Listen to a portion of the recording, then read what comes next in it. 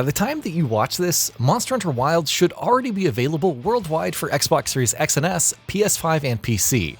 It's been a long journey to reach this point. No disrespect to Monster Hunter Rise and its gameplay or direction, but so many people have been waiting for a true blue follow-up to Monster Hunter World. And while many could also argue, myself included, that they're unique enough to stand on their own, Wilds has this kind of magnetism that I haven't felt for the franchise since World.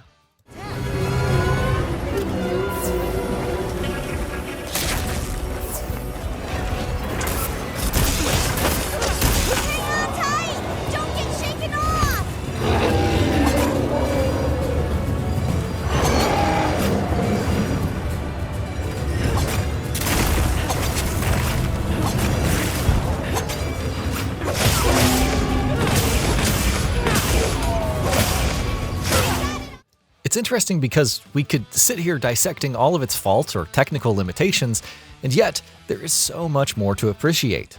Wandering around the new locales like the Windward Plains and watching a dust storm casually roll in, admiring the horizon as lightning rains down from the sky, and listening to all of the bugs, birds, and other endemic life of the Scarlet Forest, especially during a downpour.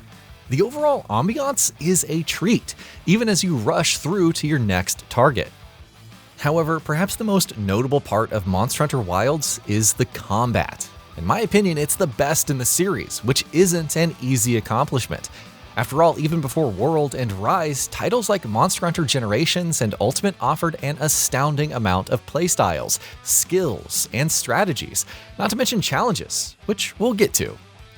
World seamlessly translated the series' combat into a big-budget AAA affair without losing much of the charm that defined it, further enhancing its tenderizing mechanic with the Clutch Claw in Iceborne. Meanwhile, Rise went a little wilder, ironically enough, with its techniques, interweaving the wire bug into attacks and defenses, and eventually allowing you to swap skill sets in Sunbreak. Even with the complexity that each title interweaved into their combat systems, they started with solid foundations that were fun to engage with. Don't say you weren't impressed when your first Helm Splitter caused a Rathian to fall out of the sky, and that you weren't hyped to see your dual blades cartwheeling across a monster's body. Rise cemented my love for the sword and shield with the return of Metsu Shoryugeki, a massively damaging counter which, if the name wasn't enough of a clue, served as a homage to Street Fighter. So how does Monster Hunter Wilds top both of them? Well, it comes down to feel, first and foremost. There's a certain feel to Monster Hunter's weapons, and Wilds captures that incredibly well. Bashing enemies with the sword and shield feels visceral, like you're actually beating a monster with a blunt object, and the resulting stun feels worth it. It already felt pretty good in Rise, but Wilds steps it up a notch.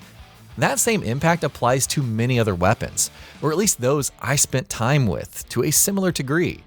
Smashing a monster with the gun lance and unloading its shells, the heft of wielding the weapon, yet the feedback from its explosive attacks is immensely satisfying. Of course, Wilds goes further beyond by introducing and improving on several things with enhanced responsiveness. Perfect Guard is a great example since it feels so close to the parrying seen in titles like Sekiro: Shadows Die Twice. Granted, it can be very forgiving. Against some larger monsters, it felt like I had no business perfectly guarding certain attacks.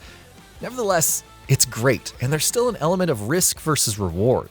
Perfect guard against an attack, and you significantly reduce the stamina drain and damage received. This gives a stronger window to unleash a counter hit, aka an offset attack.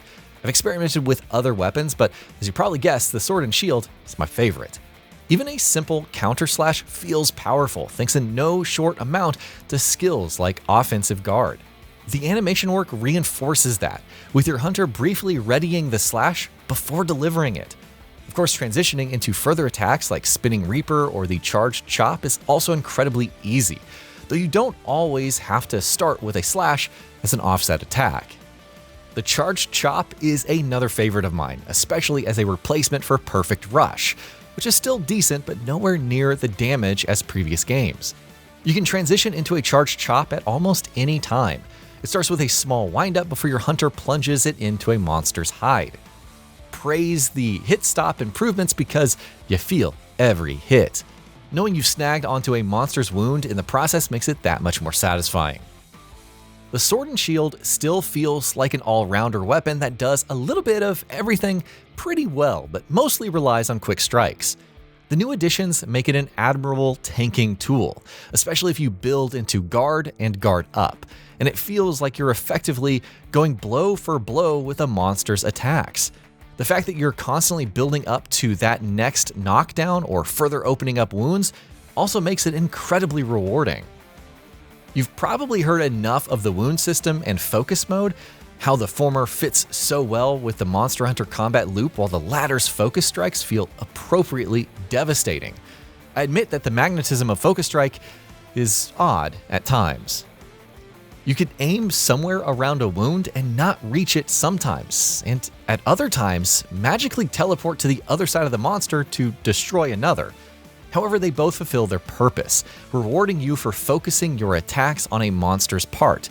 The fact that you can forego a focus strike on a wound and attack it normally is also a relevant strategy, depending on your requirements. Overall, the system is relatively simple to understand.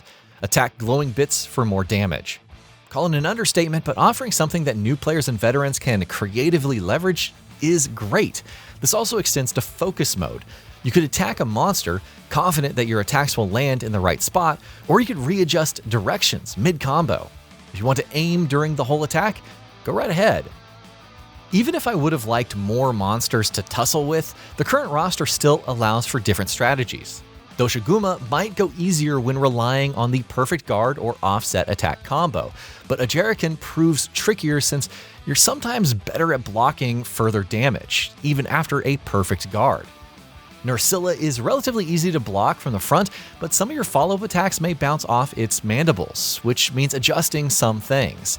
There are other notable examples throughout the experience further challenging your mastery of a weapon's fundamentals, and they're worth fighting over and over. While Monster Hunter Wilds has attracted some concern given its more streamlined systems, they're in service of getting you to the combat, which is the best part of the game, albeit not the only part. It continues the practice of making almost every weapon easy to pick up but challenging to master with varying degrees of complexity, and then figuring out how to apply that to a hunt for maximum effectiveness. With responsiveness and powerful feel, Wild's combat makes for an addictive experience, whether you're in for a hunt or two or grinding for hours at a